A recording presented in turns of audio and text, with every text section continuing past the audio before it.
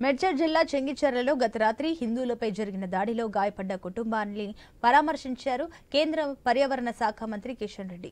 హోలీ జరుపుకుంటున్న హిందువులపై ఇతర రాష్ట్రాల నుంచి వచ్చిన కొంతమంది మతోన్మాదులు దాడి చేయడాన్ని ఖండించారు. హిందూ మహిళపై అమానుషంగా దాడి చేసిన వారిని అరెస్టు చేయకపోవడంపై మండిపడ్డారు. మల్కజ్గిరి బీజేపీ ఎంపీ అభ్యర్థి ఈటెల రాజేందర్ మతోన్మాదులను అరెస్టు చేసేదాకా బాధితులకు తాము అండగా ఉంటామని హామీ ఇచ్చారు. ఎటువంటి ఘటనలు పునరావృతం కాకుండా కఠిన చర్యలు తీసుకోవాలంటూ ప్రభుత్వాన్ని ఆదేశించారు.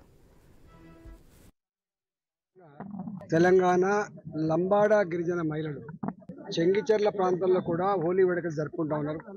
హోలీ వేడుకలు జరుపుకుంటున్న మహిళల మీద గుండాలు దాడి చేసి కొట్టడమే కాకుండా పోలీస్ స్టేషన్లకు పోయి కేసు పెడదామని కంప్లైంట్ చేద్దామని పోతే పట్టించుకోకుండా నిర్లక్ష్యంగా వివరించడమే కాకుండా 24 గంటలు గడిచినప్పటికీ కూడా ఇవాళ మేము ఎంక్వైరీ చేస్తున్నామని వాళ్ళు కొడుతున్నటువంటి వీడియోలన్నీ కూడా చేతుల్లో ఉన్నప్పటికీ వాటినే ఎవిడెన్స్ గా తీసుకొని అరెస్ట్ చేయాల్సిన పోలీసులు ఇక్కడున్న ప్రభుత్వం పెద్దల ఆదేశాల మేరకి ప్రజల మీద దాడులు జరుగుతున్నా కూడా నిర్లక్ష్యంగా వివరించడమే కాకుండా చోద్యం చూస్తున్నట్టు కనపడతా ఉంది.